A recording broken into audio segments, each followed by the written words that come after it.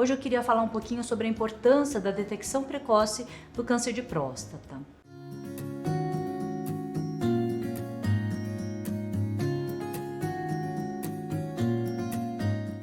A próstata é uma glândula que se encontra embaixo da bexiga e é uma glândula que não produz hormônio. A função principal dela é a produção de parte do sêmen, do produto da ejaculação.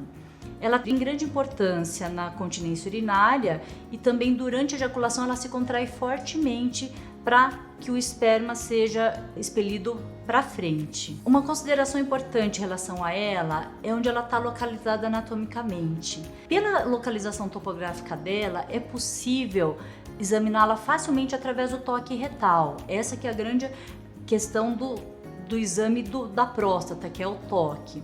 Porque através do reto a gente tem fácil acesso à palpação da próstata. A importância do câncer de próstata é que é um tumor extremamente prevalente.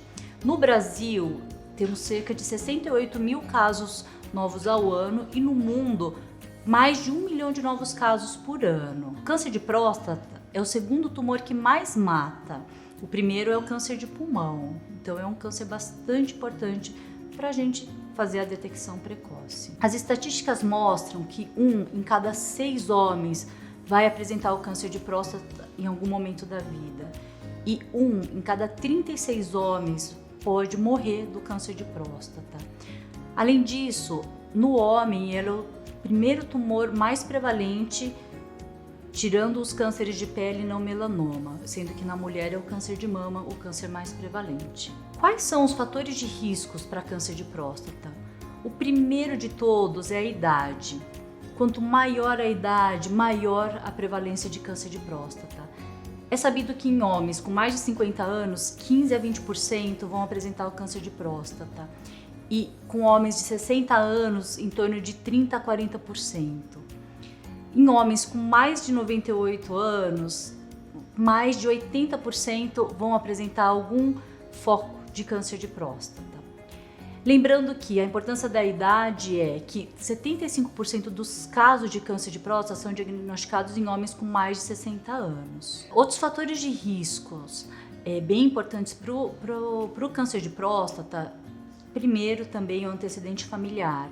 Se o homem tem um familiar de primeiro grau com câncer de próstata, ele tem 2 vezes mais chance de apresentar o câncer de próstata do que o restante da população. Se tiver 2 familiares com câncer de próstata, o risco aumenta em 5 vezes em relação à população geral de ter o câncer de próstata.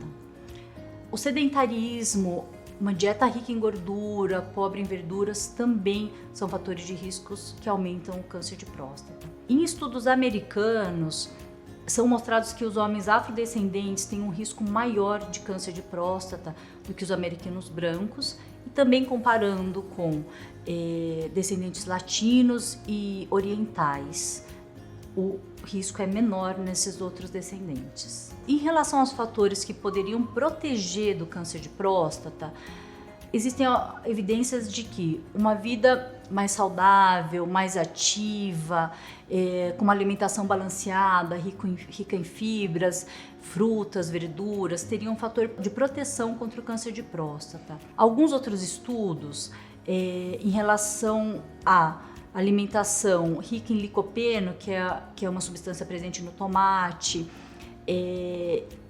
algumas substâncias presentes no vinho, não foi confirmado cientificamente que tem um fator de proteção tão grande ao câncer de próstata. O câncer de próstata, numa fase inicial, ele não apresenta sintoma nenhum.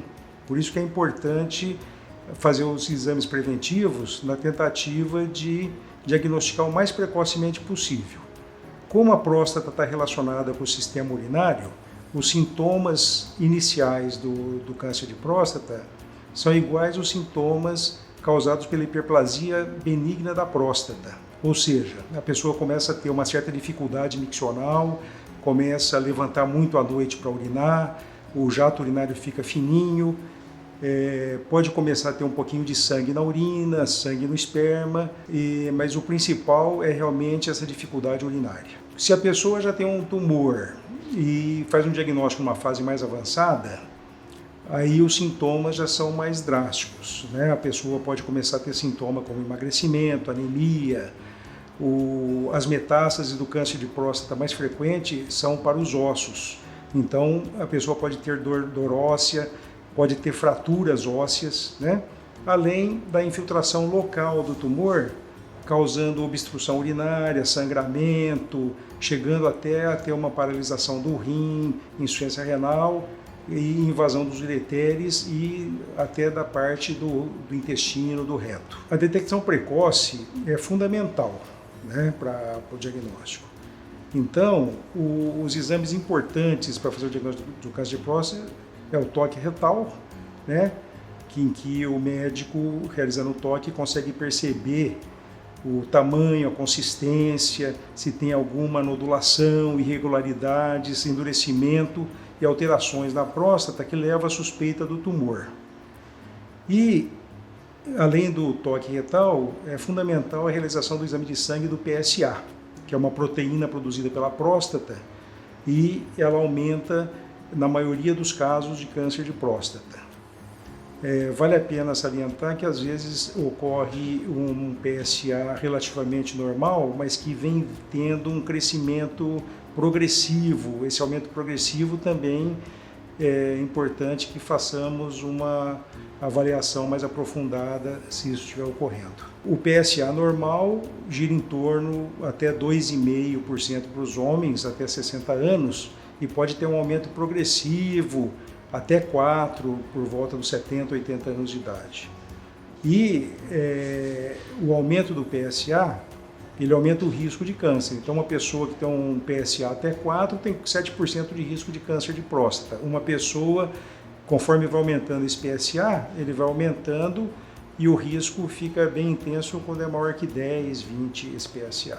O grande mito do toque retal para fazer o exame de próstata, como vocês veem nesse slide, a próstata está relacionada com o trato urinário.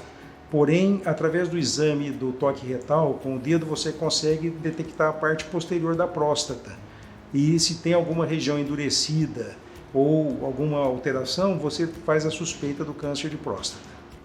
Os exames de toque retal e PSA são considerados exames de triagem, ou seja, servem para, dentro de uma população grande, selecionar quem precisa de uma investigação mais aprofundada.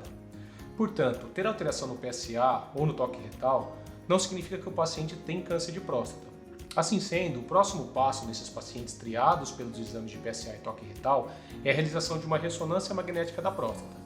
Esse exame dará uma imagem do órgão e dirá se há alguma área realmente suspeita de tumor. Se o exame estiver normal, via de regra o paciente segue em acompanhamento. Se o exame apresentar alterações, a etapa seguinte será a realização de uma biópsia prostática. Na biópsia da próstata, são retirados pequenos fragmentos da área suspeita do tumor, mostrada na ressonância magnética, além do que chamamos de uma biópsia dissestante.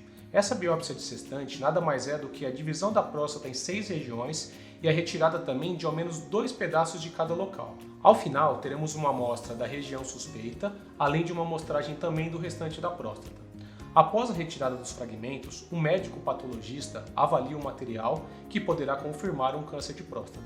Existem várias modalidades de tratamento para o câncer de próstata, sendo que o principal fator que determina qual a melhor abordagem é o estágio do tumor, ou seja, se está localizado na próstata ou se está implantado em outros órgãos. Para casos em que o tumor está apenas na próstata, temos a opção de tratamento curativo, que é a cirurgia ou radioterapia.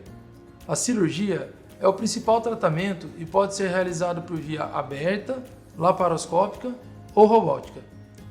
Já na modalidade não cirúrgica, temos a radioterapia externa e a braquioterapia. Nos casos em que o tumor se espalhou para outros órgãos, o tratamento visa o controle da doença, mas não a cura.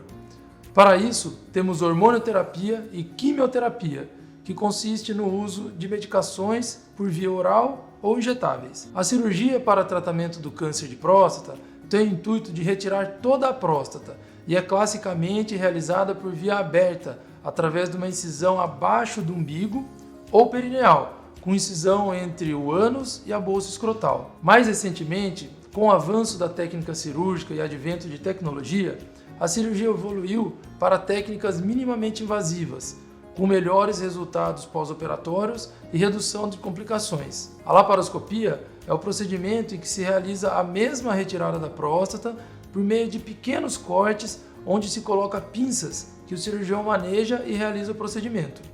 A cirurgia robótica é realizada também com pequenos cortes, porém quem segura as pinças são os braços robóticos controlados pelo cirurgião.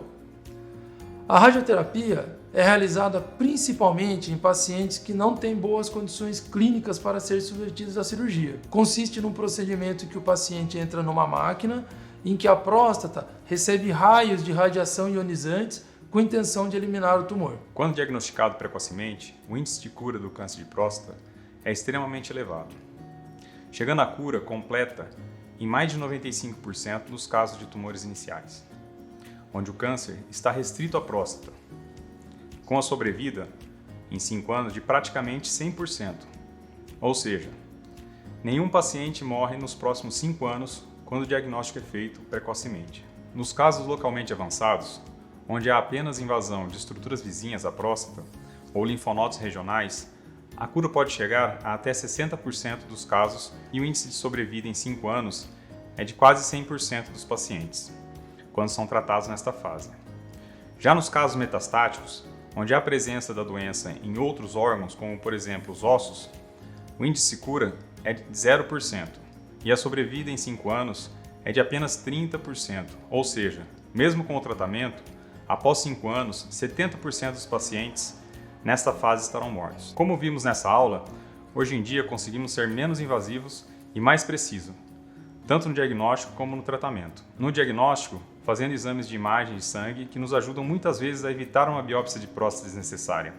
E no tratamento, com as técnicas minimamente invasivas, como a cirurgia robótica. Devemos lembrar que, como em qualquer doença, o sucesso do tratamento depende do diagnóstico precoce. Em caso de dúvidas, nós aqui do IUP estamos à disposição para atendê-los.